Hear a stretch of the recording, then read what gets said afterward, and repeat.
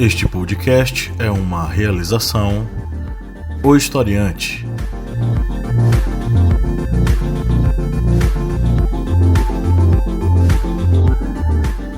Olá, historiantes! Bem-vindos mais uma vez ao nosso podcast sobre as ciências humanas, é o podcast do Historiante, sempre com a missão, de proporcionar debates interessantes para você dentro das ciências humanas e aí também com alguns temas das atualidades.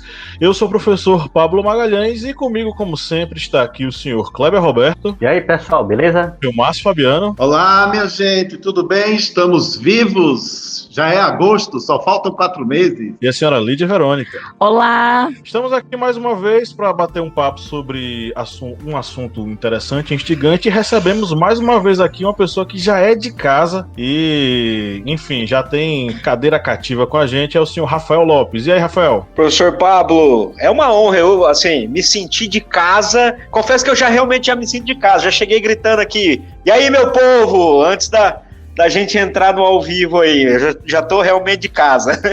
Beleza, seja sempre muito bem-vindo, espero que você se sinta à vontade aqui nos nossos debates sempre. Hoje nós estamos aqui para falar sobre uma coisa que, enfim, tá bagunçando a nossa vida, vamos dizer assim, tá? Mas existe há muito tempo e é reverberado durante muito tempo, que é a cultura de privilégios. Desde a Sociedade das Mercês em Portugal até hoje, nós temos aí uma relação de desigualdade hierarquizada, baseada na ideia de que eu sou superior a alguém, eu sou superior a uma outra pessoa. Então hoje a gente vai debater sobre a cultura de privilégios, mas antes vamos para os nossos recadinhos. Se você nos acompanha há um bom tempo, já curte nosso conteúdo, seja apoiador, vá no apoia.se/historiante e faça um apoio a partir de R$4 mensais, você já vira nosso apoiador e desfruta dos nossos conteúdos exclusivos, podcasts, vídeos, minicursos, enfim, muita coisa rola lá e você pode desfrutar sendo nosso apoiador. Além disso, nós temos a família Historiante de podcasts, que tem aí vários e vários podcasts interessantes. Nós temos o podcast das Arretadas, com vozes, olhares e perspectivas femininas e feministas sobre assuntos sociais. Lídia Verônica está pensativa aqui, mas eu sei que as Arretadas essa semana que passou vieram com conteúdo novo, né, Lídia Verônica? Sim, a gente está fazendo um programinha rapidinho para apresentar um novo formato, pra galera que gosta de consumir podcast um pouco com um tempo inferior, ao nosso. E aí a gente resolveu abordar temas que são precisos, são necessários, no caso, são urgentes, mas, assim, bem rapidinho pra ser bem objetivo, informativo, e aí com uns 15, 20 minutos de programa. Beleza, então conheça aí o podcast das Arretadas, conheça também o Correspondente de Guerras, Kleber? Muitas guerras aí sendo narradas pelo Correspondente de Guerras, disponível em qualquer agregador de podcasts na web, não é isso, bicho? Isso mesmo, temos aí um conteúdo que estamos preparando para ser lançado já nos próximos dias. O programa, infelizmente, deu umas travadas, perdi um conteúdo, teve que regravar, mas nessa semana nós temos um novo conteúdo no Correspondente de Guerras e vamos continuar na Segunda Guerra Mundial e dessa vez com uma das batalhas mais sangrentas que ocorreram na Itália, que foi a Batalha de Monte Cassino. E depois de Monte Cassino, nós vamos para um período em que a Alemanha vai estar acuada e vamos ter a participação tupiniquim, a participação brasileira. Mas isso aí é mais na frente. Deixa eu fazer a pesquisa, deixa eu concluir todo o material, mas nos próximos dias vamos ter conteúdo novo aí no Correspondente de Guerras. Isso mesmo, então conheça o Correspondente de Guerras, conheça as Arretadas e conheça a família Historiante de podcast no seu agregador de podcasts preferido. Bom, vamos para a nossa pauta,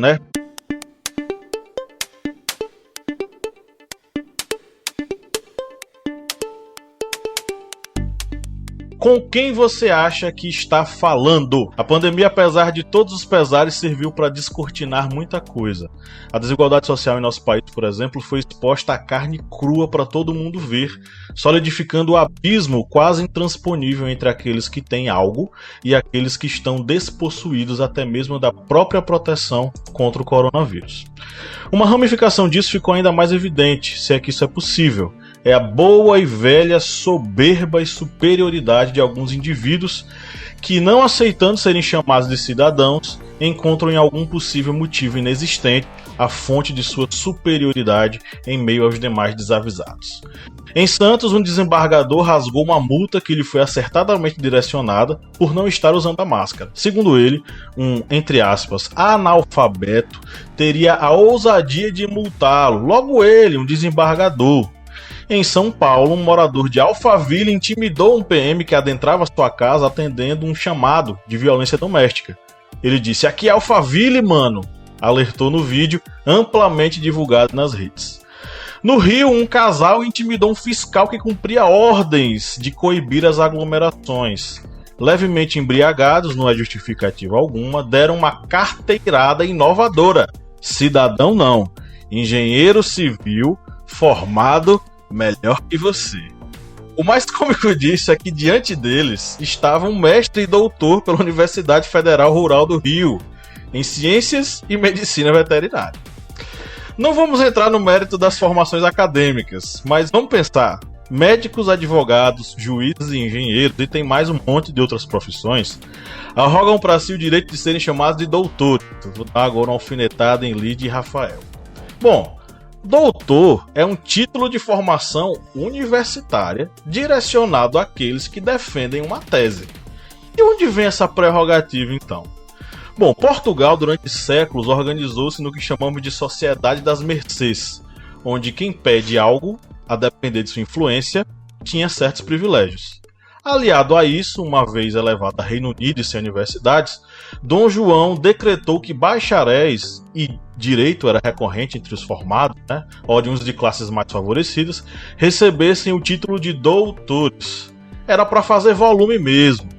O reino acabou, Dom João já morreu, vivemos em uma república e ainda assim há quem queira ser doutor sem doutorado.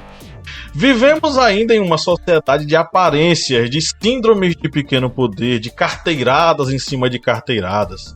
Me pergunto, nesse concurso de quem tem a mordida maior, quem sairá vivo?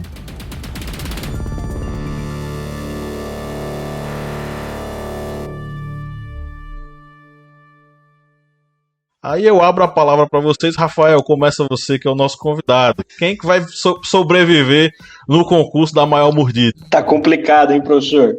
A gente seguir nessa linha aí, vai tá difícil a gente chegar no fim dessa mordida, né? Porque essa é uma cultura, como você disse, fazendo aí um apanhado histórico, é uma cultura não só brasileira, né? Mas é uma cultura sul-americana, essa cultura de privilégios, e aí especificamente essa coisa, obviamente que aqui aflorou muito mais, porque nós tivemos o privilégio de recebermos a coroa aqui, né? Então, para satisfazer toda a questão do ego de quem compunha a corte portuguesa na época, isso ficou muito mais claro, mas é algo da cultura, vou dizer, sul-americana, porque nós fomos colonizados pelos espanhóis e portugueses, né? Pelo menos na maioria dos países. Mas, realmente, onde chegaremos nesse embate entre quem dá a maior mordida, né? Tá difícil a gente chegar aí, ainda mais agora que foram criadas essas novas castas, né? Como esse casal de cariocas lá no Rio estabeleceu, então tá realmente difícil a gente conseguir chegar no fim dessa sequência de mordidas aí. Essa questão sobre a carteirada é algo que vem há muito tempo na nossa história. No Brasil, isso aí vem desde o período colonial, desde o período em que se dividiu o Brasil nas capitanias hereditárias, em que o donatário ele já tinha aquele privilégio sobre aquela terra, olha aí, privilégio, e ele utilizava essa terra tanto para ter o desenvolvimento econômico como também populacional. Não deu muito certo, que só a capitania de Pernambuco é que conseguiu se desenvolver, mas foi a partir daí em que essa cultura do privilégio ela começou a ser inserida no nosso Brasil. E desde o Brasil colonial, essa formação de uma oligarquia, de alguém que começava a ter privilégios, começaram a se desenvolver. E saindo daquela ramificação administrativa das pessoas que tinham uma posse sobre aquela terra para outras categorias e aí foram passando para categorias jurídicas, para categorias militares num período já bem posterior, já que no período, boa parte do período do Brasil colônia, a questão militar no Brasil era meio abandonada, mas já no período imperial já começa a ter também esse desenvolvimento do que nós podemos chamar de uma casta. E essa casta, ela tinha essa questão de ter esses privilégios sobre aquela sociedade. E esses privilégios, eles acabaram se desenvolvendo para outras categorias sociais depois do período do Brasil Império, entrando no período do Brasil Republicano. Ou seja, dentro da nossa história, ela já é intrínseca dentro dessa cultura e privilégios dessas pessoas que acabam tendo vantagens em determinados cargos. E aí eu vou só encerrando aqui com uma notícia que eu também considero como uma notícia que é carregada, muito carregada de privilégios, que foi uma notícia que saiu ontem de um homem no interior de São Paulo que estava atirando para fora do apartamento com uma pistola. Dava para ver que era de luxo, não era pessoa pobre, dava para ver pela cor do seu braço que era uma tez clara, ou seja, uma pessoa de posse. E aí eu pergunto, uma pessoa branca, um apartamento caro, digamos, atirando com a pistola para fora, na rua. Será que a polícia teria a mesma atitude que teve em São Paulo, que nesse caso, no interior de São Paulo, de ficar 5 horas negociando com ele para ele soltar a arma? A polícia teria o mesmo, digamos, atitude se fosse uma pessoa com um guarda-chuva numa favela ou uma criança em sua cama numa casa, numa comunidade? Eu acho que isso aí também está inserido dentro da nossa cultura de privilégios, que parece que é cada vez mais difícil de ser quebrado. Gente, eu só queria perguntar uma coisa, Pablo e Kleber. Eu tenho que chamar Lídia e Rafael de doutor e doutora hoje, ou de Vossa Excelência? Não, tá, viu, professor Márcio, hoje está liberado.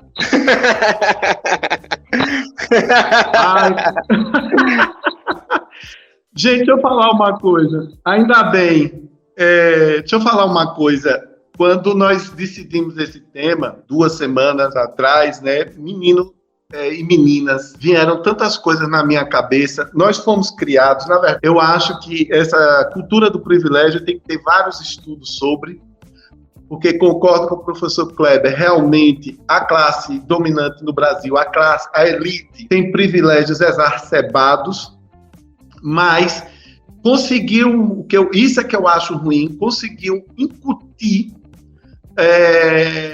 na mentalidade de quem não é da elite, de que eles também têm direito a ter certos privilégios.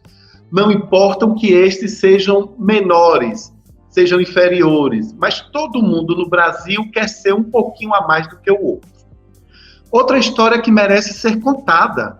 Agora, com o governo Bolsonaro, todo mundo está achando que os militares devem assumir o poder, porque os militares seriam os porta-vozes da lisura, da decência, da honestidade e, vamos dizer assim, de uma vida espartana, sem muitos luxos.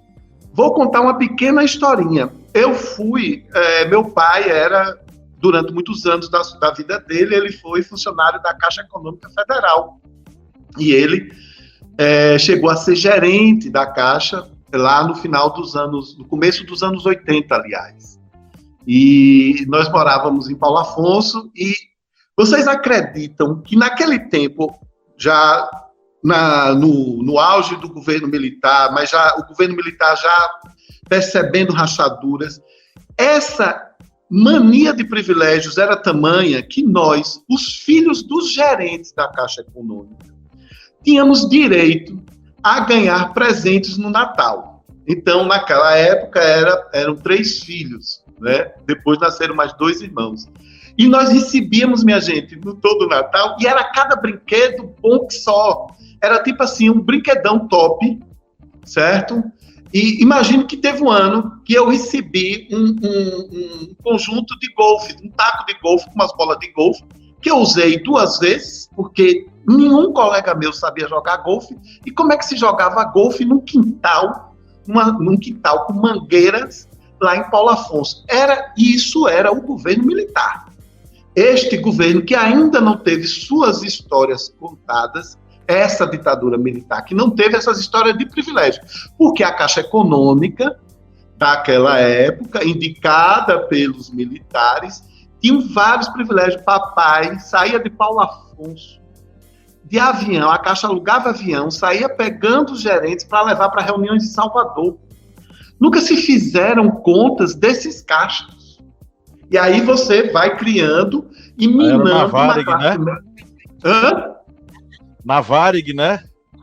Não, querido, eram uns teco-teco mesmo, que iam pegando os gerentes dali, das grandes cidades do norte, se juntavam, pegavam e iam, e pai, quando chegava, ele contava pra gente de como eram as reuniões da Caixa Econômica de Salvador, Hotel 5 Estrelas, muita comida, muita bebida, ou seja, houve muito gasto com essas baboseiras, e tudo isso influenciou uma geração.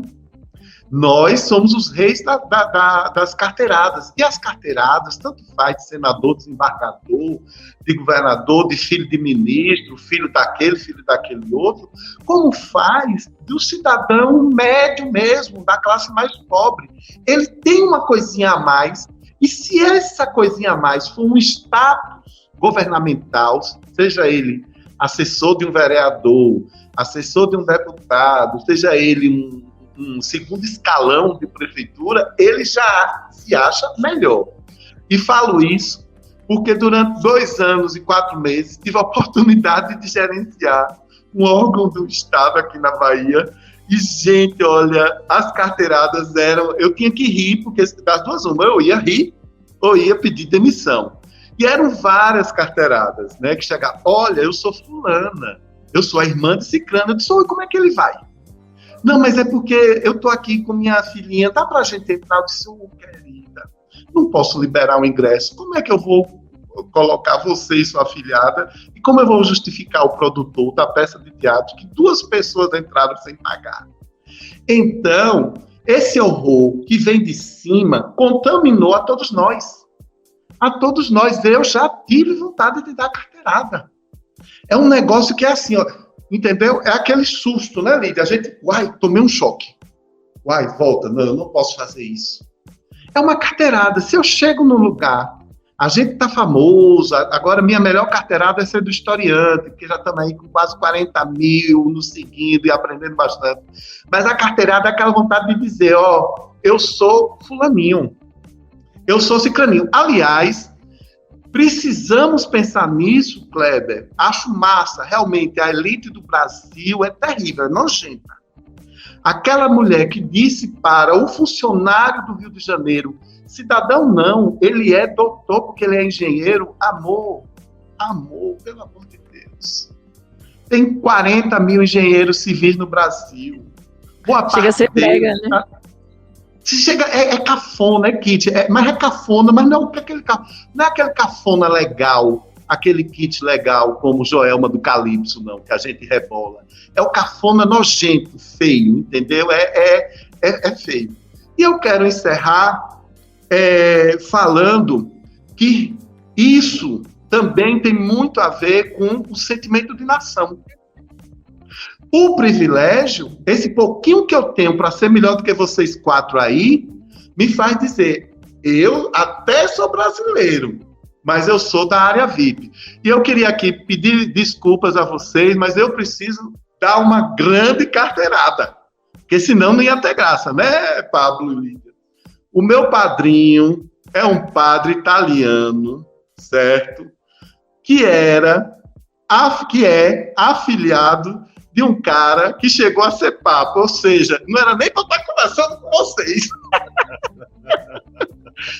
Ele me contou essa história, eu disse, mas como é que o senhor vem me dizer, eu com 40 anos, agora, eu podia ter passado a minha vida dando carteirada na igreja toda, entendeu? Mas é isso, minha gente. A gente leva com bom humor, mas na verdade essa cultura é nojenta. Então, sobre essa questão da elite, né? Porque a classe média, como acho que é na Ralé Brasileira, o livro de Gessé de Souza, né? Que a classe média tem essa sensação de estar próxima à elite a partir do momento que ela consome, né? Ela adquire, né? O patrimônio da intelectualidade. Então isso a torna mais próxima da elite. Mas o próprio Gessé de Souza também diz, eu acho que na Elite do Atraso, que a classe média ela é capitão do mato da elite, da real elite, né? Que a classe média ela acha que conquistou, né? Que ela está na elite, mas na verdade ela não se senta à mesa da elite. Ela apenas faz a manutenção do status quo da elite, né? E essa falsa sensação que as pessoas têm quando elas adquirem um determinado conhecimento ou um status por conta do seu patrimônio intelectual e até mesmo algumas conquistas, né, patrimoniais, que é o que une a classe média, né? Ela tem essa sensação de pertencer à elite. Mas o presidente, um juiz, eles não passam de lacaios. Eles são lacaios, né? Para eles conseguirem esses privilégios, eles precisam fazer alguma coisa, né? Enfim, a classe média, ela acha que ela é elite, mas ela não é. Ela nem sequer senta à mesa da elite, né? Ela é apenas, ela alcança ali alguns privilégios, concede alguns biscoitos, né? Que a elite concede à classe média. E ela quando conquista esse, né, patrimônio cultural, ou intelectual, né, que é o que já se fala na Ralé Brasileira, ela acha que consegui, né, eu sou inteligente, eu falo não sei quantas línguas, e, né, sou formado, e eu sou elite, eu tô acima de você por conta disso, mas na verdade ele não é detentor do capital, ele na verdade trabalha para o capital, ele depende do capital, né, para sobreviver. E a classe média ela tem essa falsa ideia de que pertence à elite, que na verdade ela nem chega, né, ali a frequentar realmente o que a elite, digamos assim, considera como elite. Até complementando essa ideia da Lil, né, o objetivo, na verdade, sem sombra de dúvida, a perpetuação da dominação, né? Então, quando eu reparto um pouquinho daquilo que eu experimento, ainda que seja uma fração, né, eu trago essa sensação, aquela coisa, como a classe média brasileira, ela não tem, ou, na verdade, ela começou a ter acesso a bens de consumo reais, mais agora nos últimos 15 ou 20 anos, então a gente... a elite pensa o seguinte, vamos dividir um pouquinho com eles aqui para eles terem uma sensação do que é ter acesso a algo, né, ainda que seja esse acesso intelectual e tal, que foi proporcionado nos últimos anos, mas para a gente continuar conduzindo de acordo com os nossos interesses, né? Então, acaba que no final, e aí devolvendo a palavra para o Pablo, essa a realidade que a gente tem no Brasil, e é dessa forma que essa cultura de privilégios é utilizada, inclusive, para dominar outros que se acham parte dessa cultura de privilégios também. Inclusive, acaba que, por focar, né, como o próprio Gessé, eu vou ter que falar de Gessé, né, que fã aqui, mas o próprio Gessé fala da questão de concentrar a corrupção na política, né, e aí é uma forma de digamos assim, camuflar que a corrupção, na verdade, ela está no sistema do mercado, né, do capital, que assim, de forma significativa, né, e aí os próprios políticos são essa forma de, digamos assim, camuflar, né, a origem da corrupção. Isso mesmo. E, inclusive, a gente precisa entender que a nossa sociedade ela é baseada em relações de poder de largas escalas e menores escalas. E aí acho que a gente já debateu sobre isso aqui, inclusive no episódio passado nós falamos sobre ele, mas é o Michel Foucault, gente. Ele tem um livro chamado A Microfísica do Poder, e em A Microfísica do Poder a gente reflete sobre essa coisa de que o poder está fragmentado em diversas instâncias da sociedade. E cada indivíduo ele acaba encontrando para si uma espécie de justificativa que faz com que ele exerça certo poder sobre alguém. Então, o cara pode ser oprimido e opressor ao mesmo tempo, segundo a observação Foucaultiana, né? Os meus colegas marxistas vão me matar agora por estar falando isso, porque a perspectiva marxista é de que o poder ele está ligado à questão da dominação da classe burguesa. Foucault considera que essa fragmentação do poder está em várias instâncias, não necessariamente apenas com a classe dominante, a classe burguesa dominante. Então, assim, isso permite que, por exemplo, um funcionário público chegue e diga, ó, você sabe com quem você está falando? Eu sou desembargador. O desembargador não é detentor do capital, ele não é o dono do capital, ele é funcionário público. Funcionário público recebe salário. Quem paga o danado do salário somos nós, né, que contribuímos, que colaboramos, pagamos os impostos, pagamos coisas caras. A gente compra qualquer item, qualquer produto e paga 30%, 40%, 50% de impostos. Então, no final das contas, essa brincadeira da mordida, eu falei sobre a mordida no início do nosso editorial, a gente está num contexto onde é cada um querendo morder mais do que o outro, né? Ou então querendo mostrar que tem a boca maior do que a outra.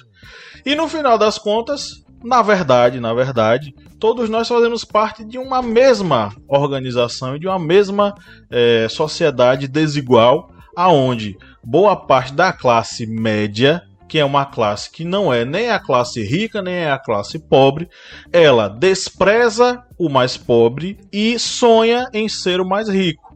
E aí Lídia falou muito bem aí sobre o Gessé. Gessé fala muito sobre essa questão. A classe média, ela tem horror ao pobre, ela odeia a ralé, e Gessé fala sobre a ralé brasileira, não é no sentido depreciativo.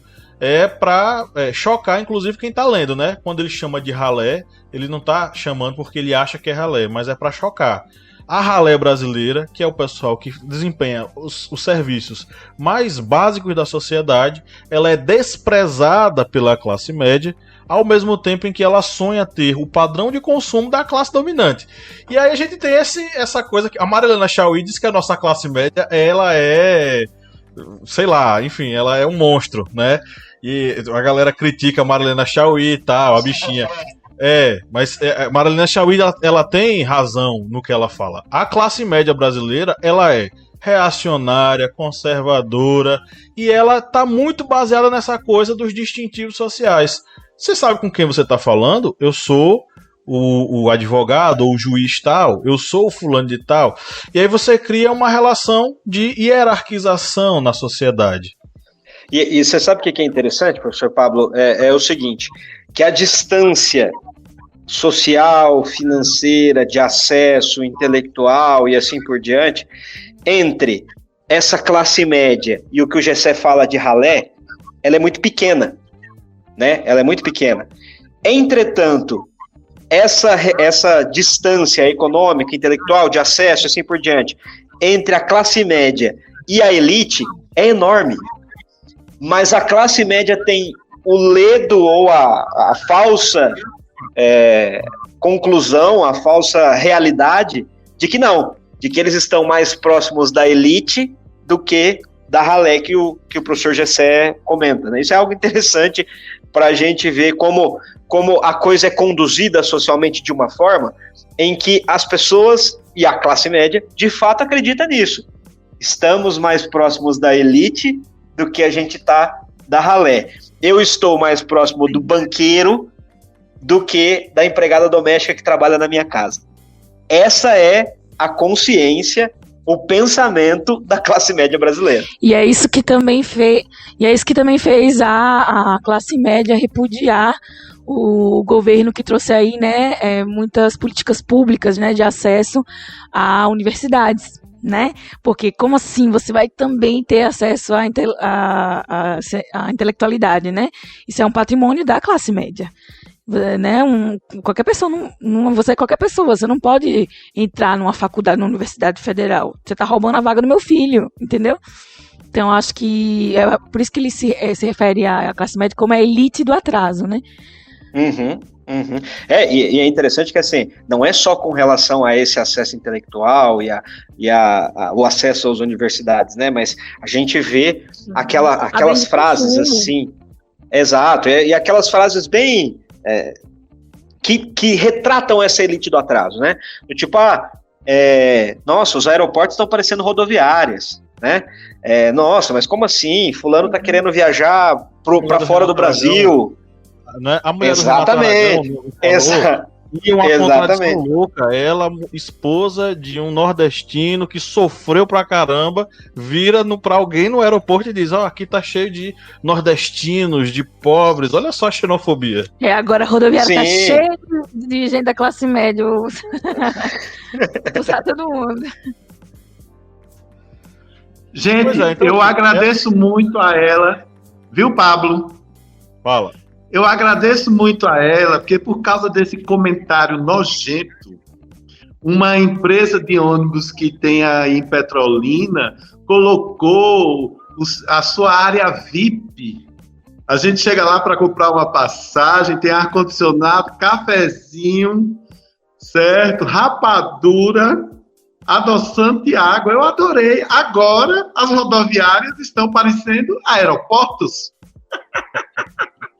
Pois é, a lógica aí, a dinâmica se inverteu, né?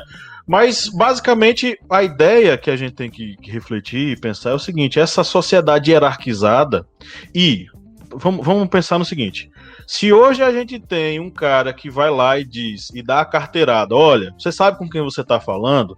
É porque, no princípio disso tudo, nós construímos uma cultura hierarquizada, que valoriza quem tem alguma coisa em detrimento de quem não as possui. Como se ter algo fosse algo inato, como se a pessoa tivesse nascido com essa característica, como se ela tivesse nascido com os seus privilégios, sendo que privilégios são construções sociais que aquele indivíduo chegou a ter baseado numa relação histórica, né? Por que alguém hoje tem acesso a um determinado curso, ou a um determinado serviço, ou ter acesso a um determinado concurso público? Foi porque ele estudou muito e pelo seu mérito conseguiu. Eu não questiono mérito, mas existe uma coisa ainda mais preponderante do que mérito, são privilégios. Como diria aquele áudio famoso, vocês lembram, né? Privilégios? Quem tem privilégios? Vocês lembram desse áudio? Que não tenho culpa. Aí, que não tenho culpa de meu pai. Como é que é? Se eu tô aqui é porque eu mereci. Se eu tô na... Exato. Se o meu pai tem uma empresa e eu tô aqui, é porque eu mereci. Um áudio praticamente quase criminoso, né? Isso.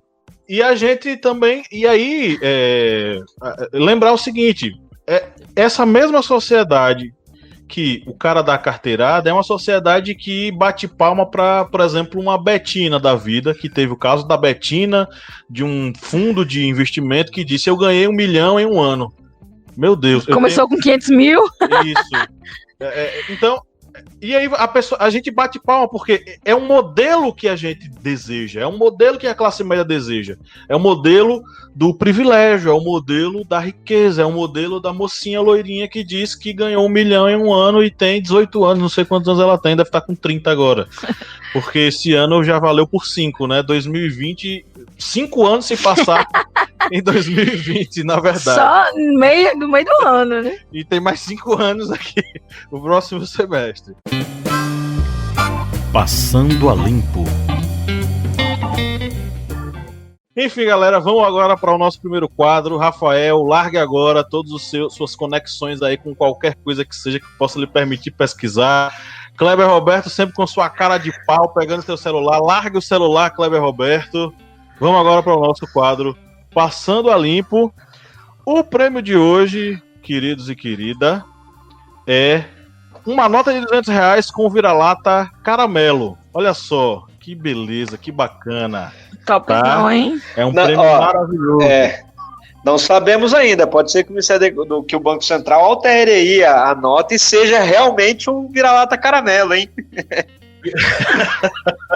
O vira-lata caramelo está nos corações dos brasileiros, né? Enfim. Vamos lá, primeira questão. Durante a maior parte do período colonial, a participação nas câmaras das vilas era uma prerrogativa dos chamados homens bons, excluindo-se desse privilégio os outros integrantes da sociedade.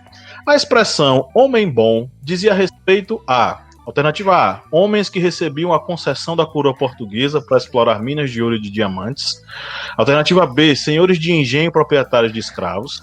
Alternativa C, funcionários nomeados pela coroa portuguesa para exercerem altos cargos administrativos na colônia.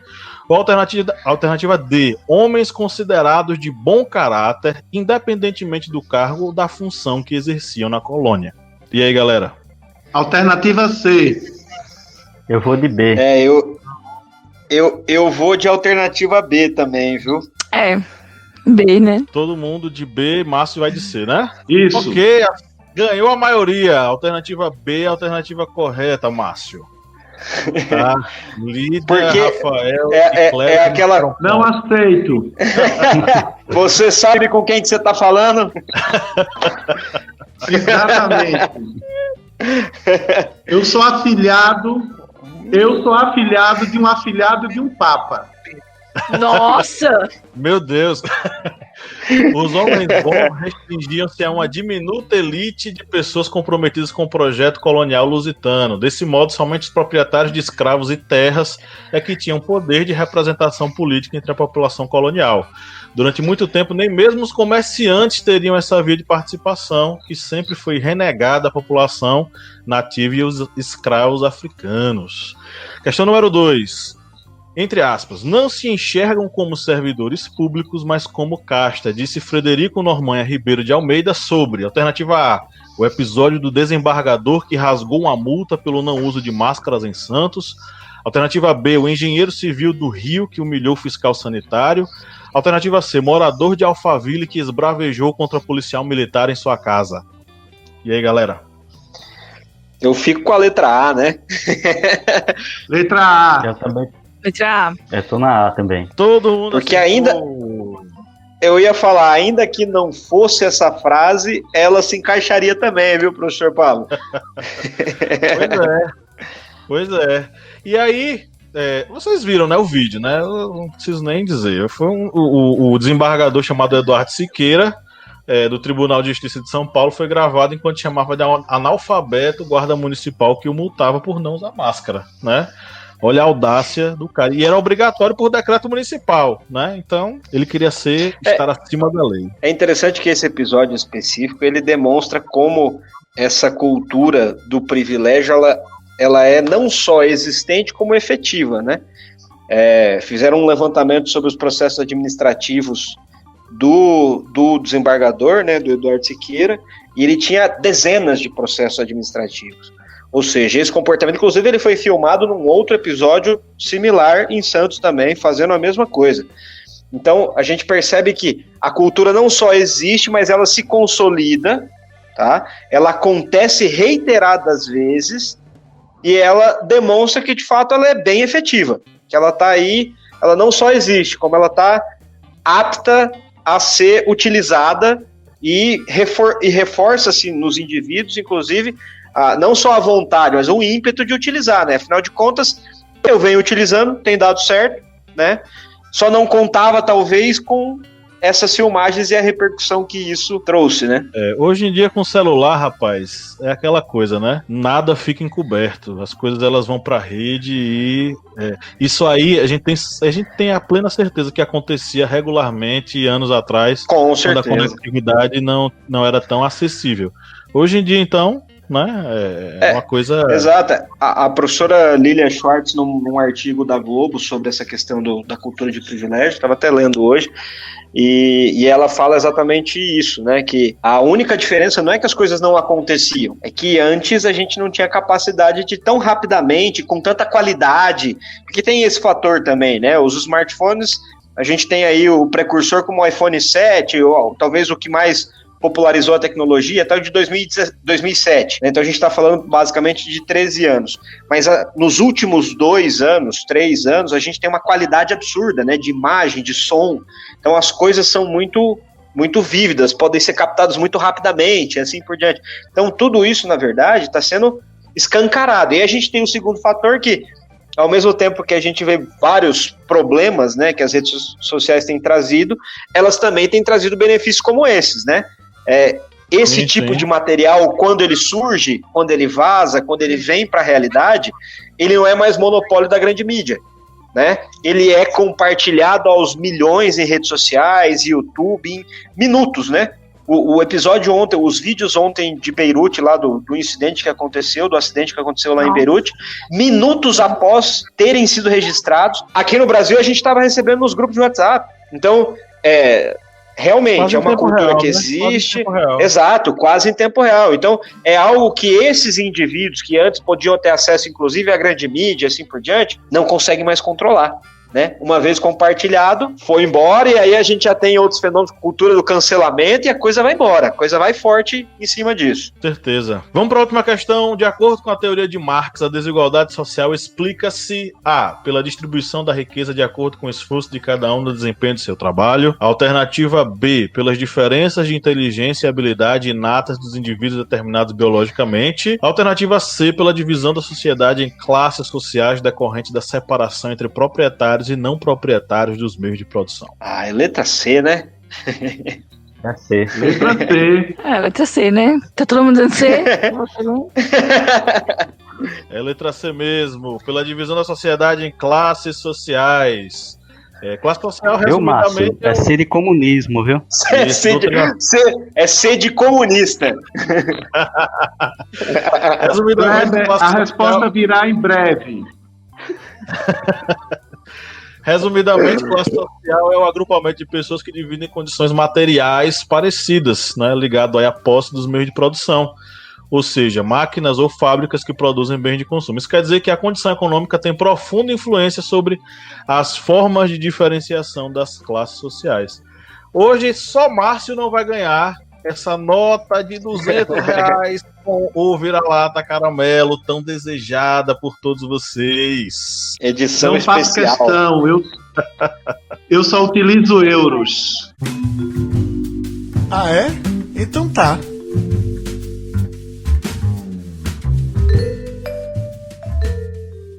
Vamos agora para as interações com os nossos ouvintes. Meus queridos membros da banca, por favor, deem uma olhada aí nas nossas interações nos stories e na postagem, né, que nós fizemos. Muita gente interagiu, muita gente mandou mensagem aí, querendo interagir. Eu queria, enquanto isso, mandar um abraço para o Rafael de Oliveira Cerqueira, ele está aqui online com a gente, ele falou, vamos lá, Pablo, ansioso por prestigiar essa discussão de alto nível, um grande abraço aí, Rafael.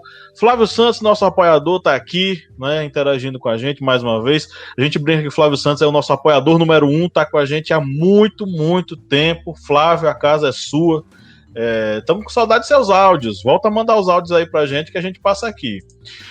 O Rafael também mandou aqui uma pergunta que eu gostaria de fazer. Há como falar em mérito num país onde alguns vão às escolas de transporte escolar e alimentados, enquanto outros precisam andar 8 quilômetros e ir às aulas com fome? E aí, Rafael? De Rafael para Rafael, o que é que você acha? Já mando para você.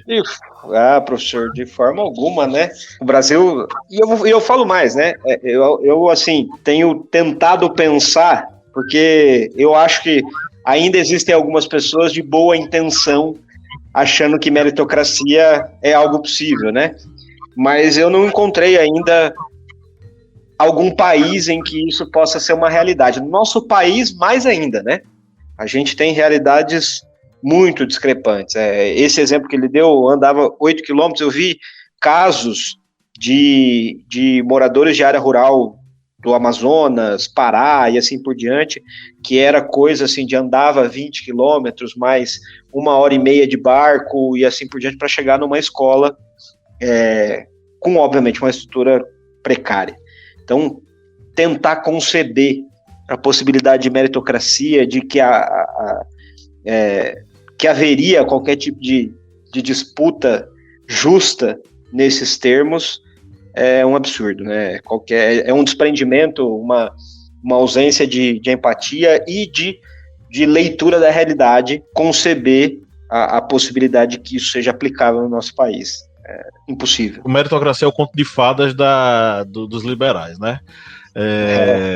Bom, quem estiver nos ouvindo agora no agregador de podcast, interaja com a gente aí nas nossas mídias sociais, Instagram, Facebook, manda um comentário que a gente vai passar aqui ao vivo. E apoiadores têm prioridade, né? Eles podem, inclusive, mandar áudios e participar ao vivo, né? Então, se você quiser interagir ainda mais conosco, seja um apoiador no apoia.se/historiante e a galera aqui já tá com alguma coisa para falar, né, minha gente? Então, vou trazer aqui um comentário da nossa apoiadora Cibele Schneider.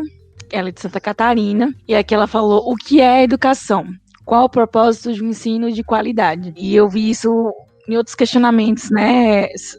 Inclusive, eu acho que o próprio Gessé de Souza fala sobre isso, né?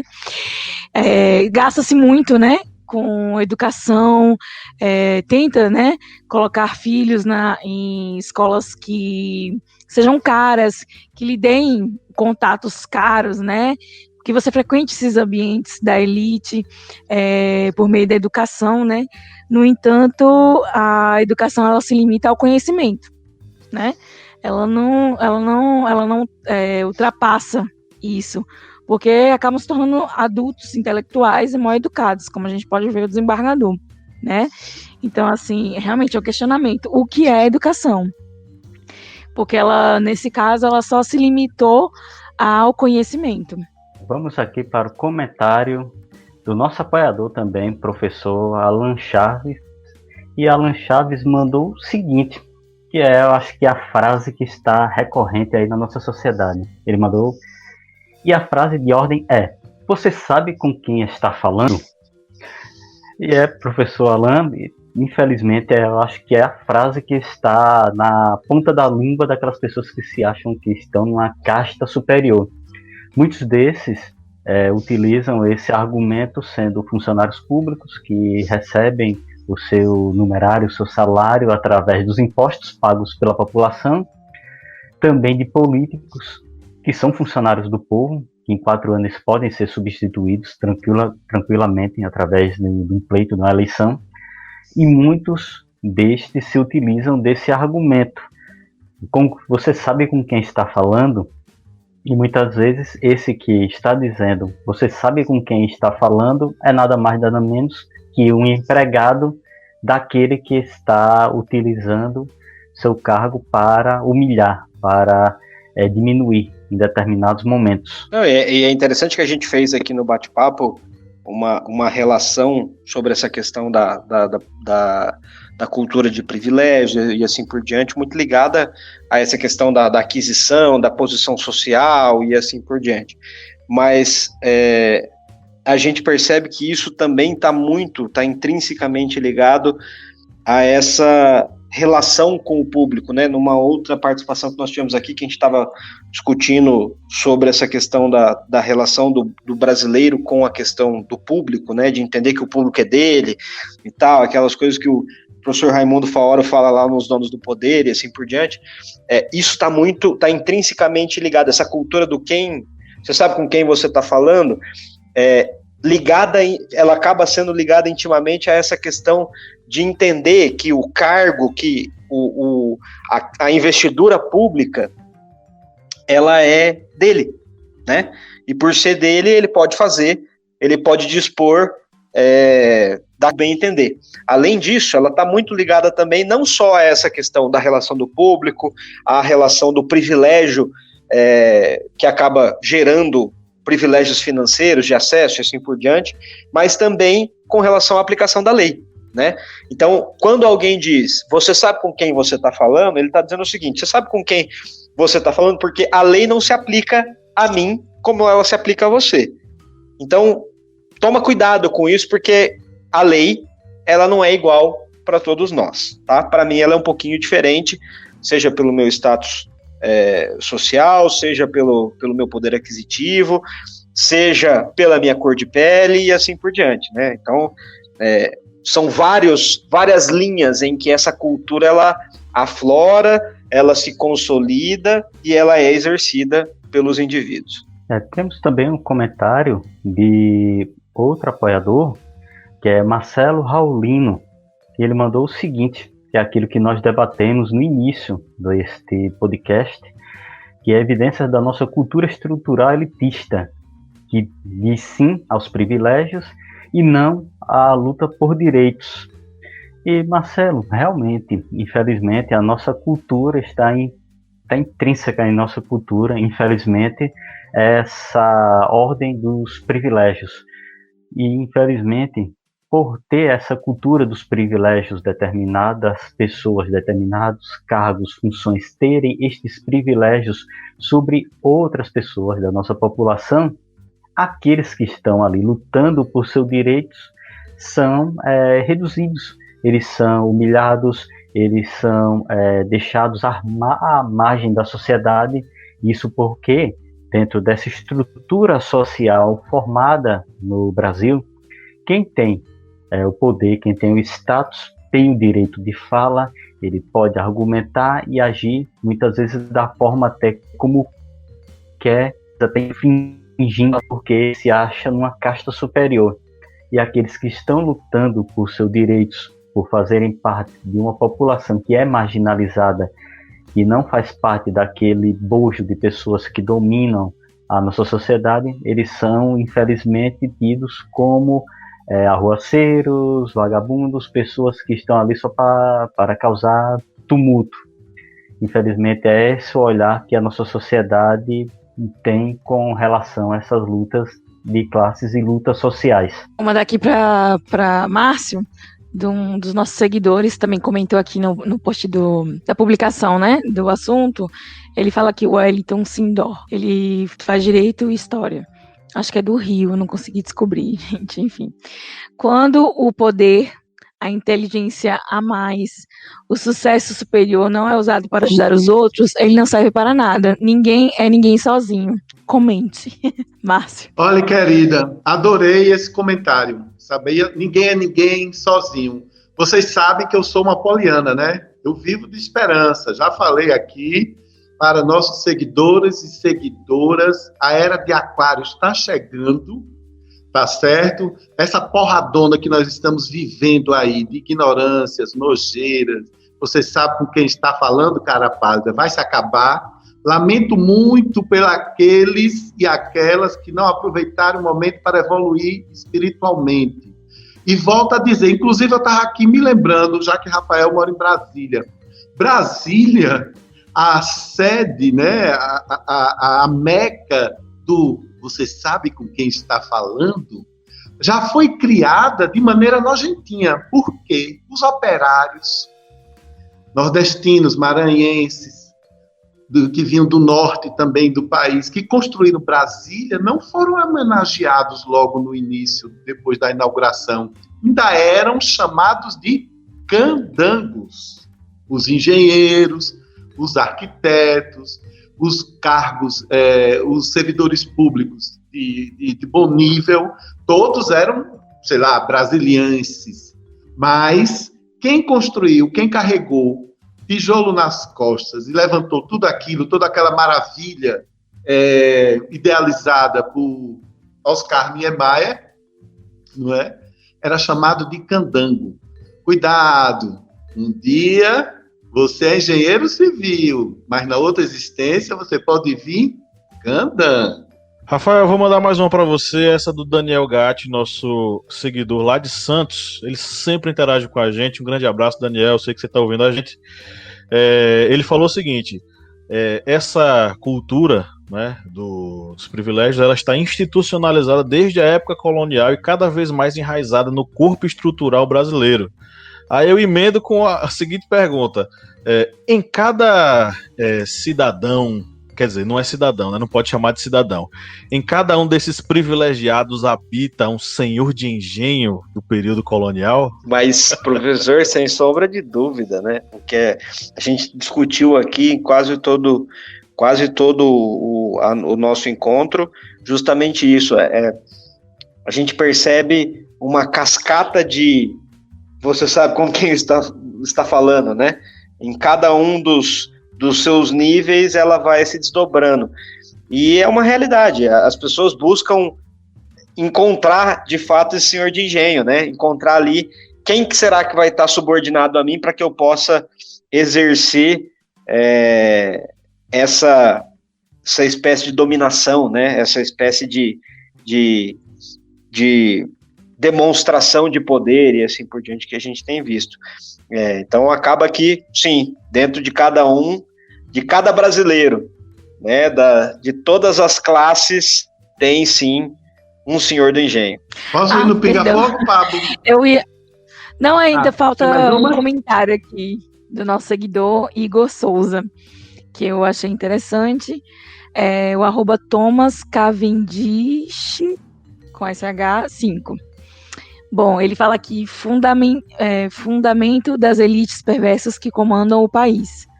Sobre o tema, né, de hoje, a cultura dos privilégios. E aquilo lá que eu trouxe lá no início, eu acho que também fala sobre isso, né? Que a questão, na verdade, a elite é quem tem o capital, né? E como eu também falei, que em referência a Gessé de Souza, o presidente, o juiz, eles são lacaios, né? Eles estão ali para servir a elite. E, na verdade, quem perpetua essa cultura dos privilégios para alguns, né? Alguns privilégios, né? Não todos, porque o privilegiado mesmo é quem pertence à elite. Enfim, realmente como ele fala aqui, os que comandam o país, né? Que gira a economia e o mercado. Mas, Fabiano, vai de pinga-fogo? Claro, e hoje não me escapa nem meu querido aristocrata comunista e nem um convidado. Mas o meu pinga-fogo primeiro vai para o nosso convidado. Rafael, eu imagino que você esteja, claro, sei que você é um cara bacana, cumprindo o distanciamento social. Mas, antes da pandemia, quando você saía de casa de manhã para o seu escritório, e você vestia seu terno, seu blazer, colocava sua gravata. Brasília é o paraíso dos ternos e dos taiês, não é? Quando você saía de casa todo aprumado, bem vestido, você se tornava um doutor? Não, mas esse pinga-fogo vai ser fácil, viu, professor?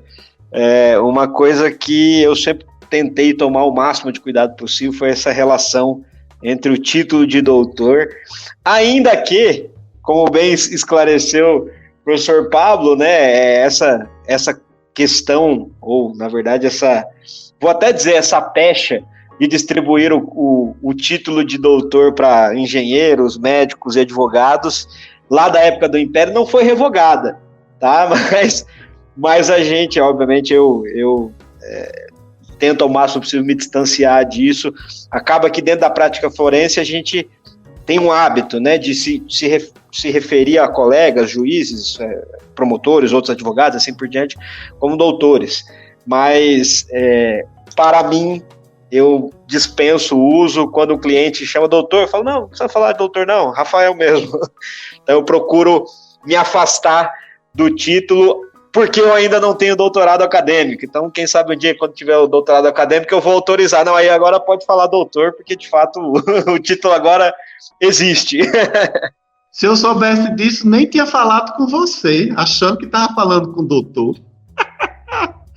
Kleber, meu querido, eu andei pesquisando para esse podcast e descobri que seus queridos amigos lá da Rússia, aquela terra imensa, maravilhosa, os seus queridos comunistas, em determinados momentos, construíram alguns privilégios para a elite do partido.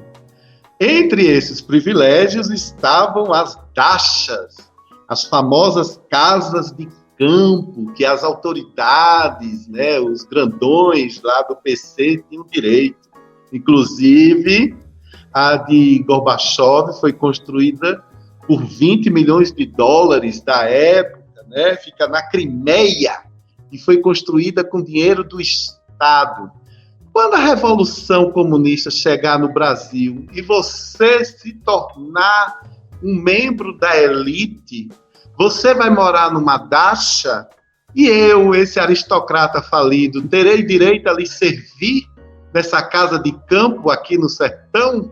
Quando a Revolução, se um dia acontecer no Brasil, pode ter certeza. Aqui muitos privilegiados iriam se assustar. Mas com relação a esses privilégios que acabaram surgindo dentro da União Soviética, isso daí era algo que no início eles não imaginavam, fazer a implantação disso, fazer essas criações, digamos, de uma casta, porque dentro da lógica quando chegasse ao comunismo não existiria mais essa divisão social.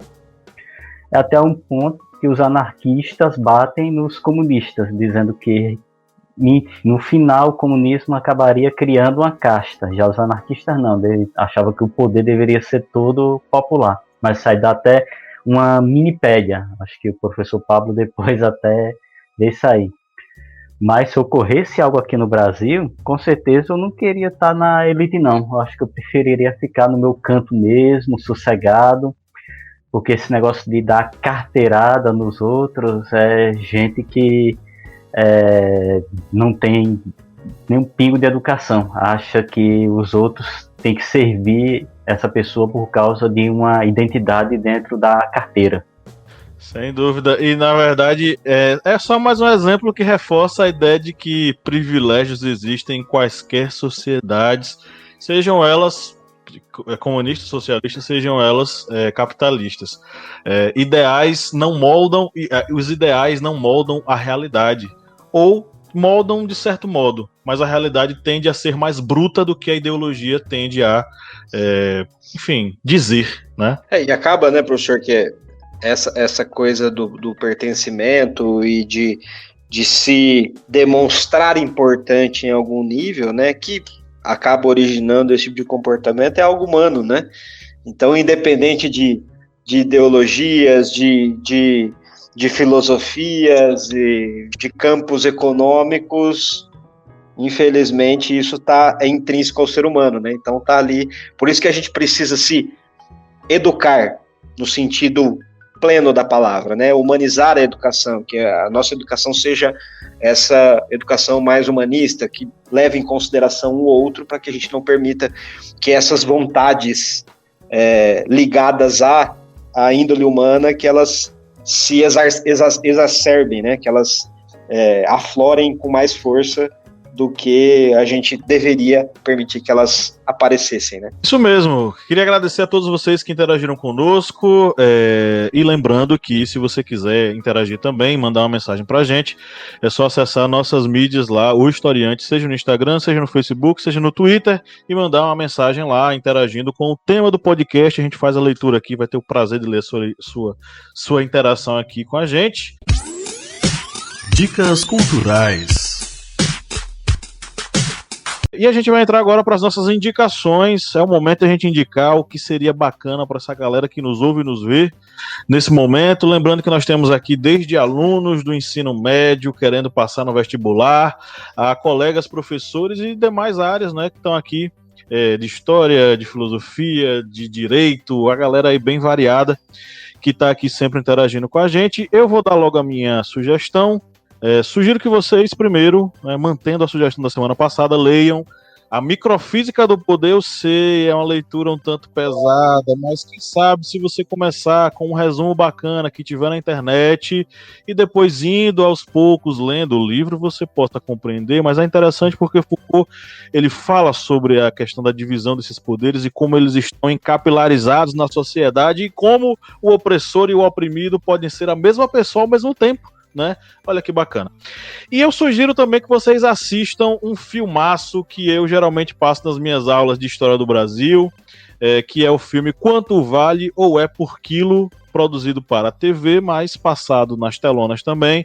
Um filme fantástico, hilário e irônico ao mesmo tempo, com humor bem alternativo, mostrando como a nossa sociedade hoje, a sociedade da caridade, ela tá ligada à sociedade escravocrata, escravagista do Brasil, tá? Então, se nós falamos hoje de privilégios, é porque um dia nós tivemos escravidão em nosso país, e toda a luta contra os privilégios deve ser inicialmente uma luta antirracista pegue essa mensagem, leve no seu coração para o resto da sua vida, querido. E aí, galera, quais são as indicações que vocês têm pra gente? Eu vou indicar o livro que eu falei aqui, né, do Gessé de Souza, que a gente ganhou da Contracorrente. Contracorrente. Isso, a Contracorrente mandou pra gente, a gente leu, fez uma resenha. Fizemos uma live com o Gessé de Souza aqui, se vocês quiserem também procurar, né, eu acho que enriquece o conhecimento aí.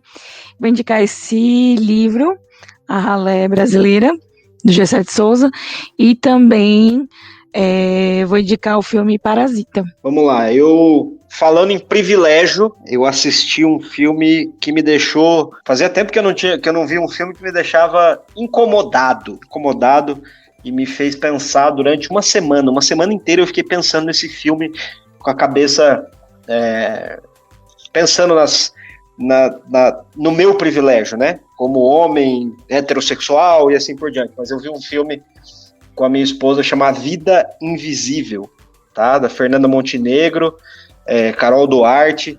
Um filme sensacional, fantástico, porque ele nos traz uma realidade da vida, que obviamente ainda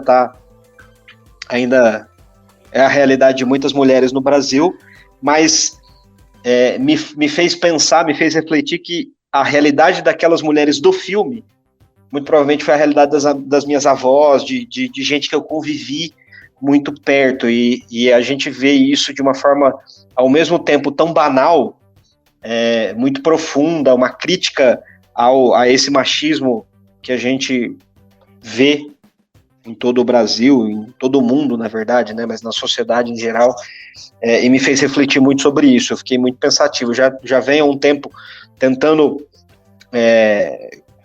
entender melhor e, de certa forma, combater essa cultura machista que a gente tem, né, naturalmente, socialmente falando, mas o filme me deixou extremamente pensativo sobre isso, e aí ele fala, obviamente, sobre a questão dos privilégios e tal. Então, A Vida Invisível, tá? Vale a pena assistir. Minha dica, vou indicar aqui um livro, que é um livro da editora, que é parceira nossa, a editora Contracorrente, que é o livro A Oligarquia Brasileira, do professor Fábio Condé Comparato, que ele vai demonstrar exatamente o surgimento dessa oligarquia no Brasil, e essa oligarquia cheia de privilégios. Vou indicar um documentário que é até interessante, que é o documentário VIPs, Histórias Reais de um Mentiroso, que é a história daquele cara que fingiu ser o filho do dono da Gol.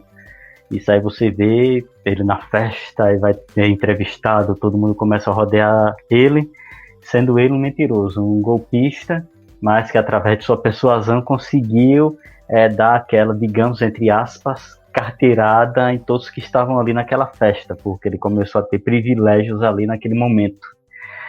E vou indicar como música, sempre estou aqui com música, vou indicar um álbum, que é um álbum Smash, da banda Offspring. E por que estou indicando dessa banda? Porque o seu vocalista, guitarrista, Dr. Dexter Holland, ele tem esse título mesmo, de doutor. Ele concluiu o doutorado dele em biologia molecular, ou seja, se ele passar na rua e no seu inglês ele dizer "você está falando com um doutor", ele tem essa titulação. Ok. Kleber, esse documentário que você falou aí, eu vi também, é muito interessante, é muito bom. Gente, eu vou indicar hoje um perfil que eu conheci hoje, foi apresentado a ele hoje, que é de um cara, ex-morador de rua, que conseguiu sair dessa sua situação e construiu, olha só, ele que não teve privilégio nenhum na vida dele, construiu um restaurante. O sonho da vida dele era construir um restaurante, e ele construiu esse restaurante que se chama Hummus Gourmet, tá? Esse é o perfil no Instagram, Hummus com H Gourmet. E nesse restaurante ele faz comida vegana e comida vegetariana, e ele tem um projeto lá que ele alimenta também moradores de rua. É emocionante o projeto dele, porque ele diz o seguinte, quando eu consegui sair dessa situação, eu pensei, agora eu preciso pensar que há muitos que estavam junto comigo que não têm o que comer, não têm comida decente para ficar imunizado, para forrar o estômago. Ou seja, uma pessoa que combateu a falta de privilégios, dando aos outros o privilégio de comer. Não é? Humus Gourmet, sigam lá porque é muito legal. E eu, falando de Instagram, eu quero dizer ao doutor Rafael que eu achei ele aqui no Instagram, mas eu só vou seguir na hora que ele virar desembargador, tá certo? Ok, então chegamos ao final de mais uma gravação de podcast. Eu queria agradecer muito ao senhor Rafael Lopes por mais uma vez estar aqui conosco. Muito obrigado pela sua presença. Quer dar um recado? Quer mandar a galera ir acessar alguma coisa? Fica à vontade aí. Não, eu quero agradecer, na verdade, o privilégio de estar aqui conversando com os senhores. Privilégio enorme de estar aqui debatendo o assunto. A gente aí falo agora com uma, vou dizer, com uma sensação plena de felicidade, de ver, assim, que ainda temos muitas pessoas, muitos intelectuais, muitos estudiosos ainda preocupados com essas temáticas, em discutir isso, em trazer isso para o debate, em verdadeiramente trazer um debate educativo para as pessoas, né? No atual contexto social, político que a gente tem vivido, perdemos um pouco a esperança, né? A gente vê, às vezes, a coisa indo por caminhos, os debates indo por caminhos estranhos, muito estranhos, né?